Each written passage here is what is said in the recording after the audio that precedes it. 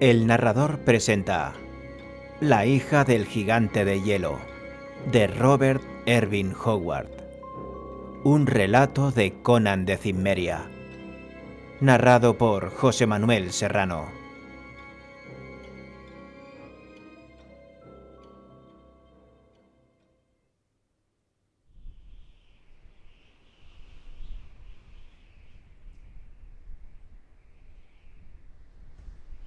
El clamor de las espadas había cesado y se había acallado el griterío de la matanza. Reinaba el silencio sobre la nieve teñida de rojo.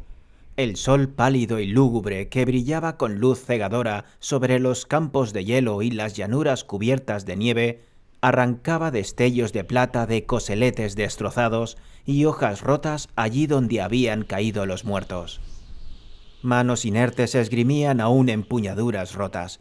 Algunas cabezas con yelmos, contraídas en los estertores de la muerte, apuntaban hacia el cielo unas barbas rojizas y rubias, como en una siniestra y postrera invocación dirigida a Ymir, el gigante del hielo, dios de una raza de guerreros.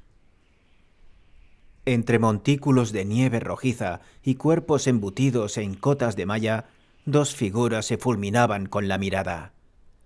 En medio de aquel campo de desolación, solo ellas se movían. Sobre ambas, el cielo escarchado. A su alrededor, la llanura blanca e ilimitada. A sus pies, una alfombra de cadáveres. Se movían con lentitud entre los cuerpos, como fantasmas que acudieran a una cita entre el caos de un mundo muerto. En medio de aquel silencio siniestro se encontraban cara a cara. Se trataba de dos hombres altos, feroces como tigres. Ambos habían perdido el escudo y tenían el coselete abollado y lleno de arañazos. Sus espadas estaban teñidas de rojo. Sus cascos con cuernos exhibían las huellas de golpes feroces. Uno de ellos no tenía barba, y sí una melena negra. Los cabellos y la barba del otro eran tan rojos como la sangre de la nieve iluminada por el sol. «Tú», dijo éste, «dime cómo te llamas para que mis hermanos en Vanaheim puedan saber cuál es el último miembro de la partida de Gulfgir que cae bajo la espada de Heimdall». «No será en Vanaheim», respondió con voz sorda el de la melena negra, «sino en el Valhalla, donde podrás contar a tus hermanos que te encontraste con Conan de Cimmeria». Heimdall lanzó un rugido y dio un salto mientras su espada despedía un destello y trazaba un arco de muerte. Conan retrocedió tambaleándose casi aturdido al recibir un impacto en el yelmo que levantó chispas de fuego azulado. Pero al tiempo que retrocedía, asestó una estocada hacia adelante con toda la fuerza de sus anchos hombros. La afilada punta de la hoja, con un zumbido metálico, atravesó las escamas de bronce, los huesos y el corazón del guerrero de pelo rojo, que cayó muerto a los pies de Conan. El cimmerio se irguió en toda su estatura, mientras, abrumado por una repentina y enfermiza debilidad, apoyaba la punta de la espada en el suelo. El reflejo de la luz le hería los ojos como un cuchillo, y el cielo parecía de pronto extrañamente encogido y distante. Dio la espalda a la extensión pisoteada donde yacían los guerreros de barba rubia, entrelazados en abrazos de muerte con los de pelo rojo. Después de dar unos pocos pasos, el resplandor de los campos nevados se atenuó de repente. Lo envolvió una repentina ceguera y se dejó caer sobre la nieve, apoyándose en un brazo mientras trataba de liberarse de la ceguera, sacudiendo la cabeza como un león. Una risa argentina se abrió paso entonces en medio de su mareo, mientras poco a poco comenzaba a recuperar la visión. Levantó la mirada. Había algo extraño en el paisaje que no era capaz de discernir o definir. Una tonalidad en los colores del cielo y la tierra que no le resultaban familiar. Pero esto no lo distrajo mucho tiempo. Frente a él, Cimbreándose como un arbolillo al viento, se encontraba una mujer. Aturdido, tuvo la sensación de que su piel estaba hecha de marfil y, aparte de un fino velo de gasa, estaba tan desnuda como un recién nacido. Sus pies, delicados y descalzos, eran más blancos que la nieve que pisaban. Al ver la mirada de perplejidad del guerrero, se echó a reír. Tenía una voz más delicada que el tintineo de un manantial plateado, aunque envenenada por un tono de cruel burla. «¿Quién eres?», preguntó el cimmerio. «¿De dónde has salido?». «¿Y eso qué importa?». Su voz era más musical que un arpa de cuerdas de plata, pero estaba teñida de crueldad. «Llama a tus hombres», respondió el cimmerio mientras empuñaba la espada. «Pues aunque me faltan las fuerzas, no me cogeréis vivo. Veo que eres de la raza de los Vanires». «¿Acaso he dicho yo eso?». La mirada de Conan volvió a posarse en su melena rebelde, que al principio había creído de color rojo. Ahora se daba cuenta de que no era roja ni rubia, sino de un color que combinaba con gloriosa suntuosidad ambas tonalidades. Se la quedó mirando hechizado. Su cabello parecía hecho de glandifloras. Los rayos de sol, al reflejarse en él, eran tan deslumbrantes que resultaba casi imposible no desviar la mirada. Del mismo modo, sus ojos no eran ni totalmente azules ni totalmente grises, sino que cambiaban de tonalidad, con destellos danzarines y volutas de color que el cimmerio era incapaz de definir. Sus carnosos y rojizos labios sonreían, y desde los pies delicados a la cegadora corona de su cabello ondeante, el cuerpo de marfil era tan perfecto como el sueño de un dios. Conan sintió el martilleo de los latidos atropellados de su corazón contra las sienes. «No sabría decir», respondió. «Si eres de Vanaheim, y por tanto mi enemiga, o de Asgard, y en consecuencia mi amiga. He visto mucho mundo a lo largo de mis viajes, pero jamás me había encontrado con una mujer como tú. Tu cabello me ciega con su brillo. Nunca me había tropezado con algo parecido, ni siquiera entre las más hermosas hijas de los Aesires. Por Ymir, ¿quién te crees que eres para jurar en nombre de Ymir?», le cortó ella con tono burlón. «¿Qué sabes tú de los dioses del cielo y la nieve? Tú que has venido desde el sur para vivir aventuras entre un pueblo que no es el tuyo». «Por los dioses oscuros de mi propia raza», repuso Conan enfurecido. «Aunque no sea uno de los rubicundos Aesires, nadie domina la espada como yo. Hoy he visto caer a 4 docenas de hombres, y solo yo he sobrevivido en el campo donde los saqueadores de Gulfgir se encontraron con los lobos de Bragi. Dime, mujer, ¿has visto el destello de las cotas de malla sobre las llanuras nevadas o a un grupo de hombres armados avanzando sobre el hielo?» «He visto el resplandor de la escarcha bajo el sol», respondió ella, «y he oído el susurro del viento sobre las nieves perpetuas». Conan sacudió la cabeza con un suspiro. «Niord tendría que haberse reunido con nosotros antes del comienzo de la batalla. Temo que sus hombres y él hayan caído en una emboscada. Gulfgir y sus guerreros están muertos. Pensé que no había ninguna aldea en muchas millas a la redonda, porque la guerra nos ha llevado muy lejos, pero con esta nieve y desnuda como estás, no puedes venir de muy lejos. Si eres de Asgard, llévame con tu tribu, pues estoy mareado por los golpes y agotado de tanto batallar». «Al lugar en el que vivo nunca podrías llegar caminando, Conan de Cimmeria», respondió la mujer con una carcajada. Abrió los brazos de par en par y se cimbreó frente a él con una inclinación sensual de la cabeza dorada y un centelleo de los ojos medio escondidos bajo las larguísimas y sedosas pestañas. «¿No me encuentras hermosa, hombre?». «Como el alba que corre desnuda sobre la nieve», murmuró él con un brillo de lobo en los ojos. «Entonces, ¿por qué no te levantas y me sigues? ¿Quién es el fuerte guerrero que yace ante mí?». preguntó con un tono cantarín trufado de enloquecedora furia. «Quédate en el suelo y muere en la nieve junto a esos otros idiotas, Conan, el del cabello negro. A donde yo te llevaría, veo que no puedes seguirme». Con un juramento, fuego en los ojos y una mueca en el rostro cubierto de cicatrices, el cimmerio se puso en pie. Sentía que la rabia le estremecía el alma, pero el deseo por la tentadora figura que tenía delante lo martilleaba en las sienes y aceleraba ferozmente el discurrir de la sangre por sus venas.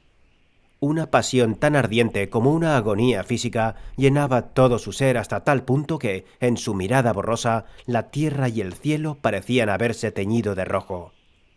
En la locura que lo dominaba, el agotamiento y el mareo habían desaparecido. Sin decir palabra, se aproximó a la muchacha y extendió una mano con los dedos separados hacia su delicada carne. Con una carcajada salvaje, ella retrocedió de un salto, echó a correr y, volviendo la cabeza, se burló del cimmerio con una nueva sarta de carcajadas. Conan dejó escapar un gruñido sordo y fue tras ella. Se había olvidado de la batalla, de los guerreros embutidos en cotas de malla que yacían sobre los charcos de su propia sangre, de Niord y de los saqueadores que no habían llegado a la batalla. En su mente solo había sitio para la figura pálida y esbelta que, más que correr, parecía flotar ante él. La persecución se trasladó a la cegadora llanura blanca. El campo ensangrentado y pisoteado se perdió de vista tras él, pero Conan siguió delante con la silenciosa tenacidad de su raza. Sus pies blindados perforaban la costra helada y el cuerpo se le hundía profundamente en los ventisqueros, de los que solo lograba salir a base de fuerza bruta. Pero la muchacha danzaba sobre la nieve, liviana como una pluma que flota sobre un estanque, sin que sus pies descalzos dejaran apenas huella alguna sobre la escarcha que cubría el hielo.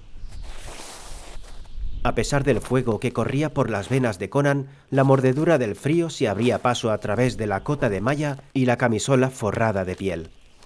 Pero la chica, con un simple velo de gasa por todo atuendo, corría con tanta ligereza y alegría como si estuviera bailando en los jardines de palmeras y rosales de Poitain. Corrió y corrió, seguida siempre por Conan. De los labios agrietados del cimmerio escapaba un reguero de negras maldiciones. Las grandes venas de sus sienes estaban hinchadas y palpitantes, y sus dientes rechinaban. «No puedes escapar de mí», bramó. «Como me lleves a una trampa, amontonaré a tus pies las cabezas cercenadas de tus compañeros. Y si te ocultas, echaré abajo las montañas hasta encontrarte. Te seguiré hasta el mismísimo infierno». Las desquiciantes carcajadas de la muchacha flotaban hasta el bárbaro, mientras de los labios de éste escapaba un hilo de espuma. La persecución lo estaba llevando cada vez más al interior de los páramos. La tierra empezó a cambiar. Las anchas llanuras dieron paso a unas colinas bajas que ascendían para convertirse en cordilleras quebradas.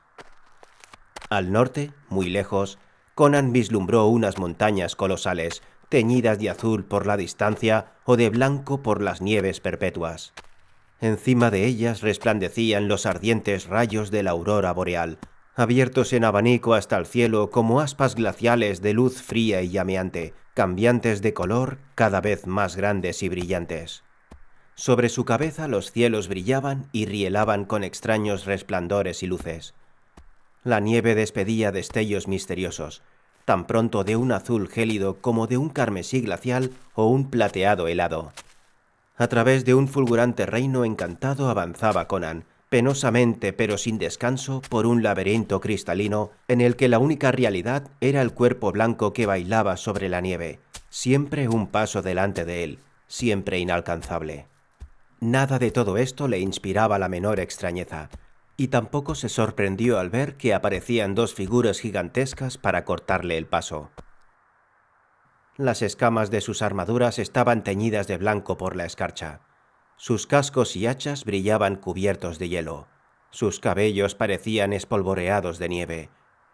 Tenían las barbas erizadas de carámbanos. Sus ojos eran tan fríos como las luces que rielaban sobre ellos. «Hermanos», exclamó la chica mientras bailaba entre los dos. Mirad quién me sigue. Os he traído un hombre para que lo matéis. Arrancadle el corazón para que lo depositemos humeante sobre la mesa de nuestro padre».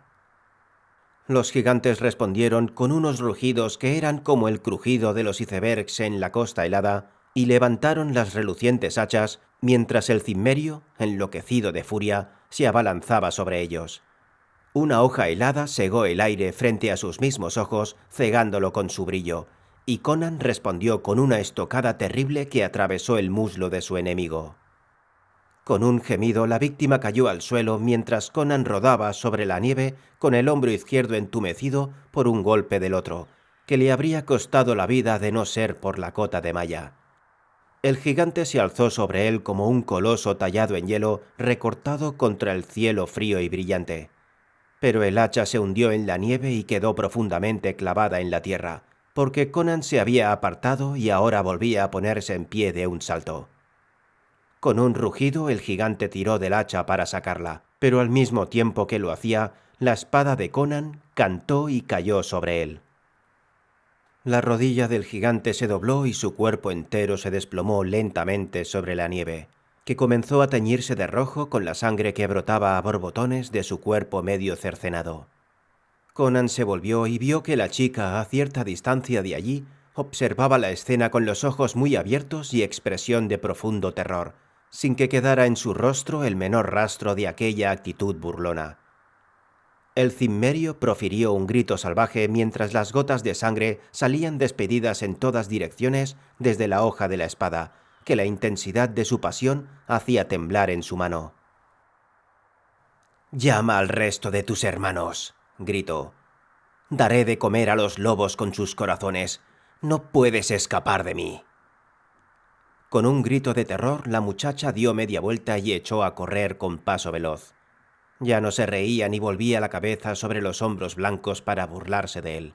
Corría por su vida, y aunque Conan luchó con toda la fuerza de sus músculos y sus tendones hasta sentir que le iban a estallar las sienes y comenzó a ver la neblina roja encima de la nieve, se fue alejando cada vez más. Poco a poco su figura fue menguando bajo el fuego mágico que cubría los cielos, hasta quedar reducida al tamaño de un niño, y luego se convirtió en una llama blanca y danzarina sobre las nieves, y al fin apenas en una mancha borrosa en la distancia. Pero el cimmerio, apretando los dientes hasta que comenzaron a sangrarle las encías, siguió adelante sin cejar, hasta que la mancha borrosa volvió a convertirse en una llama blanca y danzarina, que luego creció hasta tener el tamaño de un niño, y por fin volvió a ser una muchacha que corría a menos de 100 pasos por delante. Lentamente, zancada a zancada, la distancia que los separaba iba menguando. A esas alturas la muchacha corría con visible esfuerzo y los bucles dorados ondeados al viento. Conan oyó el acelerado jadeo de su respiración y vio un destello de temor en la mirada que le lanzaba su blanco rostro. Su torva determinación de bárbaro estaba dando sus frutos. Las piernas pálidas de su presa perdían velocidad a cada momento que pasaba. Sus zancadas eran cada vez más imprecisas. En el alma indómita del cimmerio se inflamaron los fuegos que ella había sabido prender antes.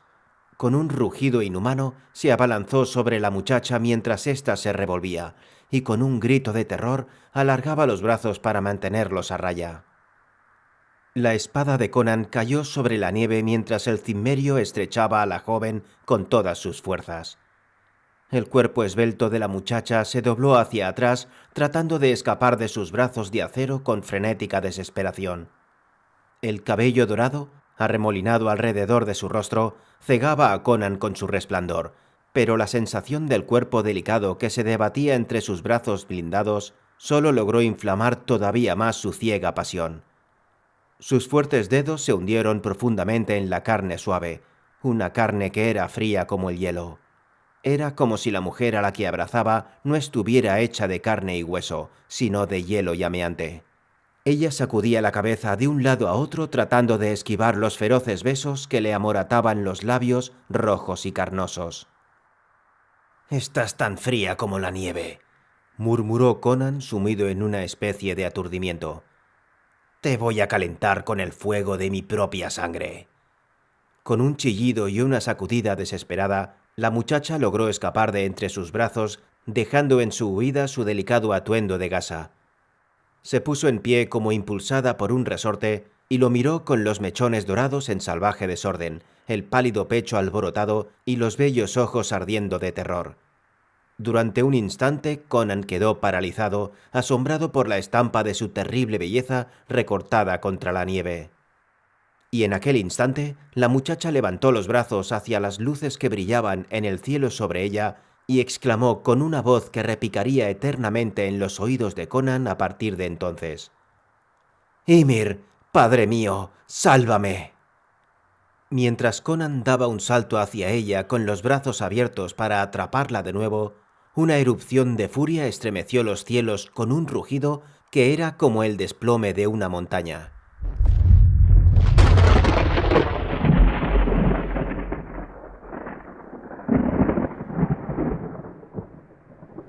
De repente el cuerpo de marfil de la chica quedó envuelto por una llama azul tan cegadora que el cimmerio tuvo que levantar los brazos para protegerse los ojos de su insoportable fulgor. Durante un momento fugaz, los cielos y las colinas nevadas quedaron cubiertos de crepitantes llamas blancas, azulados dardos de luz glacial y fuegos helados de color carmesí. Entonces Conan trastabilló y gritó con todas sus fuerzas. La chica había desaparecido. La nieve radiante estaba desierta. En lo alto, sobre su cabeza, las luces de la aurora parpadeaban y se arremolinaban en un cielo de escarcha que parecía haber enloquecido. Y en la lejana montaña de color azul resonó un trueno ensordecedor, como si lo emitiese un carro de guerra gigantesco tirado por corceles cuyos frenéticos cascos arrancaran relámpagos de las nieves y atronadores ecos de los cielos. Entonces, de improviso, la aurora boreal, las colinas cubiertas de nieve y los cielos llameantes comenzaron a dar vueltas ante los ojos de Conan. Brotaron millares de bolas de fuego en medio de una lluvia de chispas y el propio cielo se transformó en una rueda titánica que despedía estrellas en todas direcciones al girar. Bajo sus pies se levantaron las colinas nevadas como un maremoto, y el cimmerio se desplomó sobre la nieve y quedó inmóvil. En un universo frío y oscuro, cuyo sol se había apagado hacía eones, Conan sintió el movimiento de la vida ajeno e inesperado. Un terremoto había hecho presa de él y lo zarandeaba delante y atrás al mismo tiempo que le frotaba manos y piernas. El cimmerio gritó de dolor y furia mientras buscaba su espada a tientas. «Está volviendo en sí, Horsa», dijo una voz. «Deprisa. Hay que deshelar esos miembros si quiere volver a empuñar una espada». «No abre la mano izquierda», respondió otro con un gruñido. «Se aferra a algo». Conan abrió los ojos y se encontró frente a dos rostros barbudos inclinados sobre él. Estaba rodeado de guerreros altos y de pelo dorado, cubiertos de pieles y cotas de malla. «Conan, estás vivo». «Por Crom Niort», dijo el cimmerio con un hilo de voz. «¿Sigo vivo o hemos muerto todos y estamos en el Valhalla?» «Estamos vivos», rezongó el Aesir, que estaba ocupándose de sus pies medio congelados. «Caímos en una emboscada y tuvimos que luchar por nuestras vidas. De no ser así, nos habríamos reunido con vosotros antes de la batalla. Los cadáveres estaban helados cuando los encontramos. No te encontramos entre los muertos, así que seguimos tu rastro. En el nombre de Ymir, Conan, ¿por qué decidiste adentrarte en los hielos del norte? Llevamos horas siguiendo tus huellas en la nieve. Si hubiese estallado una ventisca y las hubiera ocultado, jamás te habríamos encontrado por Ymir». «No jures tantas veces por Ymir», murmuró uno de los guerreros intranquilo, mientras lanzaba una mirada de reojo hacia las lejanas cumbres. «Estas son sus tierras, y cuentan las leyendas que mora en aquellas montañas».